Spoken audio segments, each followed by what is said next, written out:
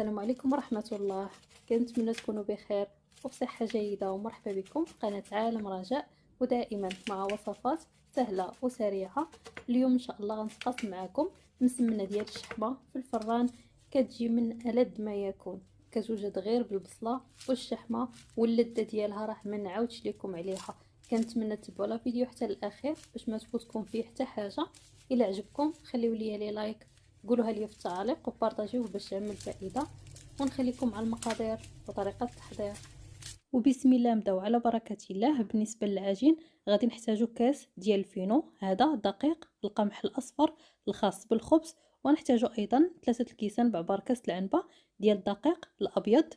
غادي نضيفوا لهم تقريبا واحد المعلقه صغيره ديال الملحه. غادي نضيفوا ايضا خماره ديال الحلوى او خميره كيميائيه بعبار 8 غرام. ما نديروش الخميره ديال الخبز نهائيا باش العجينه ديالنا ما تجيش غليظه وخامره، غرضنا بهم يجيو مورقين ومقرمشين.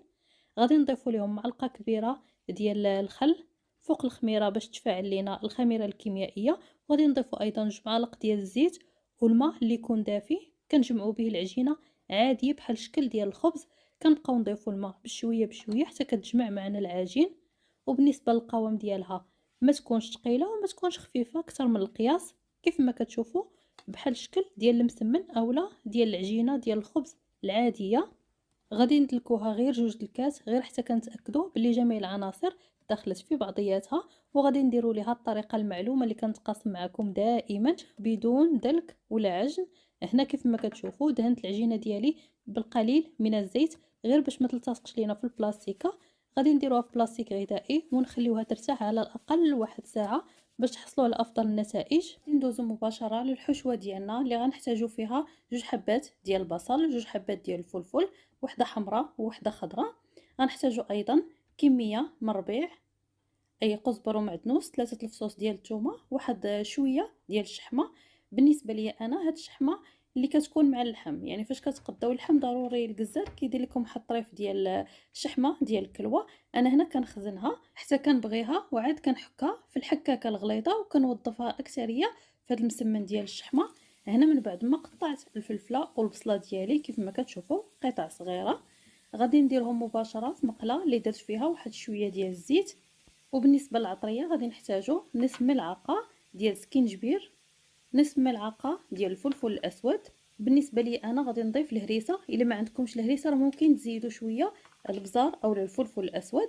غادي نضيف ايضا نصف ملعقه ديال الكمون والخرقوم الاصفر، وملعقه صغيره ممتلئه جيدا ديال التحميره الحلوه كيف ما كتشوفوا. غادي ندير الملح حسب الذوق، درت تقريبا واحد المعلقه صغيره. وكيف ما قلت لكم غادي نضيف الهريسه، درت واحد المعلقه صغيره ديال الهريسه. بالنسبه لهاد المسمنه هذه راه كتبغي تجي حاره واحد شويه. غادي نحك عليهم هذوك الفصوص ديال الثومه، وبالنسبه للنار تكون متوسطه، ما تمهلوش عليهم نهائيا باش الخضيره ديالكم طيب ناشفه وما تطلقش لكم المويه ديالها. هنا غادي نحركوا الكل مع بعضياتهم مزيان مزيان، ونخليو الخضيره ديالنا تشحر حتى كطيح وتدبل قليلا فقط، يعني ما نخليوش الخضره حتى كتغبر لانها مازال غطيب لينا وسط المسمن في الفران صافي حتى كتصبح لينا على هذا الشكل هذا. وهنا كاخر اضافه غادي نديرو هذاك الربيع اللي قطعناه رقيق، كنخليوه حتى الاخر وعاد كنضيفوه باش كيبقى لينا اللون ديالو واللذه ديالو حتى هي حاضره. كنحركوا الكل مزيان مزيان، كنطفيو عليها النار ومباشره عاد غادي نضيفوا ليها هذيك الشحمه اللي كيف ما قلت لكم حكيناها في الحكاكه الغليظه. بالنسبه لي انا حتى كنحيدها من فوق البوطه وعاد كنضيف الشحمه، راه كتذوب لينا غير بهذيك السخونيه ديال الحشوه ديالنا كيف ما كتشوفوا، ما كتبقاش تبان نهائيا، واللذه ديالها كتجي رائعه جدا جدا وكتجي واضحه في المسمنه ديالنا. صافي غادي نخليو الحشوه على جنب تبرد وغادي ندوزو مباشره للعجين ديالنا. بالنسبه لي انا هنا غادي نخدم بالزيت فقط، ما غاديش نخدم بالزبده.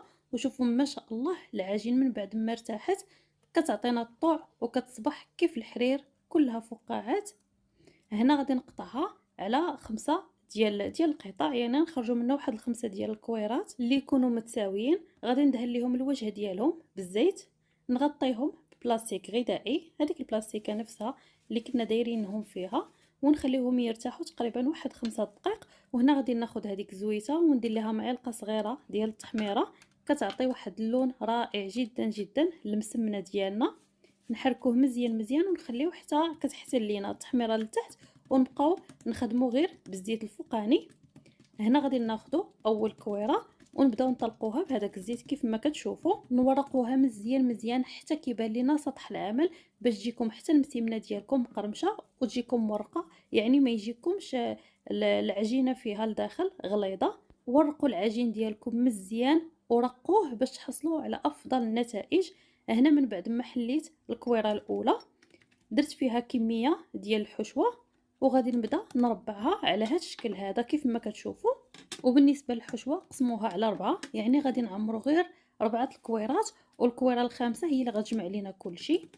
هنا كيف ما كتشوفوا غادي ناخذ الكويره الثانيه نورقها حتى هي مزيان مزيان، وشوفوا ما شاء الله العجين كيفاش كيعطيكم الطوع وكيتطلق معاكم، ما كيتقطع معاكم حتى حاجه. صافي هنا غادي ناخذ الحشوه نوزعها كامله على هاد المسمنه، نديروا الوسط والجوانب. غادي ناخذ المسمنه الاولى اللي عمرتها نديرها في الوسط وغادي نجمع عليها على هاد الشكل هذا. وحنا كل ما كنطويو شي طيه كنديروا واحد دهينه خفيفه ديال هذاك الزيت اللي فيه التحميره، صافي وكنربعوها عليها كيف ما كتشوفوا. غادي نخليوها تاني على جنب، وبنفس الطريقه غادي نمشيو مع الكويره الثالثه والرابعه حتى هما نطلقوهم بهذيك الزويته ونديروا لهم الحشوه، نديروا في الوسط ديالهم هذيك المسمنه اللي عمرنا حتى كنوصلوا للمسمنه الخامسه، كنطلقوها حتى هي ونورقوها مزيان مزيان بهذاك الزيت اللي فيه التحميره. وما كنديروش لها الحشوه نهائيا لانها هي اللي كتجمع لينا المسمنه ديالنا، يعني بهكا كنتفادوا ان الحشوه تخرج لينا من شي قنت اولا تتقب لينا المسمنه. صافي غادي نلموها على هذا الشكل هذا، وحنا كنجبدوا العجين مزيان مزيان باش يجينا حتى من الداخل مورق كيف ما كتشوفوا. وفي هذا الاثناء انا درت الفران ديالي كيسخن من الفوق ومن التحت على اعلى درجه، نسخنوه واحد 3 ولا 4 دقائق على بال ما كملنا المسمنه ديالنا، يعني مازال غادي نطلقوها. هنا غادي نطلقوا المسمنه ديالنا فوق ورق ديال الطبخ باش تسهل علينا اننا نهزوها. وبالنسبه للوجه ديالها غادي ندهنوا بهذاك الزويته اللي شاطليه من الحشوه، وغادي نديروها مباشره في اللاطه ديال الفران. وكيف ما كتشوفوا بالنسبه للورق ديال الطبخ راه كيسهل معنا اننا نهزوها. غادي نقرصوها مزيان ونحاولوا نقادوا ليها حتى الجوانب كيف ما كتشوفوا، نطلقوها مزيان في وسط اللاطه وغادي ندخلوها الفران يكون مسخن من قبل. المرحله الاولى غادي نشعلوا عليها الفوق والتحت على اعلى درجه، يعني عندكم 200 درجه اولا 300 درجه اعلى درجه في الفران، خدموها الفوق والتحت وخليتها غير حتى كيتشمع عليها الوجه ديالها، ما تخليوهاش تحمر نهائيا، غير كتبان لكم تنفخات وتشمع عليها الوجه ديالها. وفي هذا الاثناء عاد غادي نشعل عليها غير من التحت ونهبط كذلك درجه الحراره ل200 ونخليها طيب على خاطرها. وهنا كيجيوني بزاف ديال التساؤلات على نوعيه الفران ديالي، كنحاول في كل فيديو نصوروا لكم نزولا عند طلب العديد من الاخوات. وهنا من بعد ما خرجت المسيمنه ديالي من الفران خليتها حتى كتحمر وكيذهب ليها اللون ديالها. شوفوا ما شاء الله القرمشه ديالها كيفاش كتجي مورقه هشيشه كتذوب في الفم، واللذه ديالها راه ما نعاودش لكم عليها ولو انها بدون لحوم، الا انها كتجي لذيذه بزاف بزاف. كنتمنى انكم تجربوها باش تعرفوني علاش كنهضر، وكنتمنى ايضا من اي اخت جربتها ترجع تقول لي في التعاليق كيفاش جاتها. كنقرا التعاليق ديالكم كاملين، الله يجازيكم بخير على دعوات الخير اللي كتخليو ليا. وكنتمنى منكم كاملين تشرفوني باسم المدينه اللي كتبعوني منها. وإلا عجبكم هذا الفيديو خليوا لي لايك، قولوها لي في التعاليق، وبارطاجيوه مع الاهل والاصدقاء ديالكم باش تعمل فائده. وكنقول الناس الجداد اللي اول مره كيشاهدوا القناه ديالي مرحبا بكم والف الف مرحبا، اشتركوا في القناه وفعلوا الجرس باش يوصلكم كل جديد. خليت لكم راحه الله وبسلام عليكم.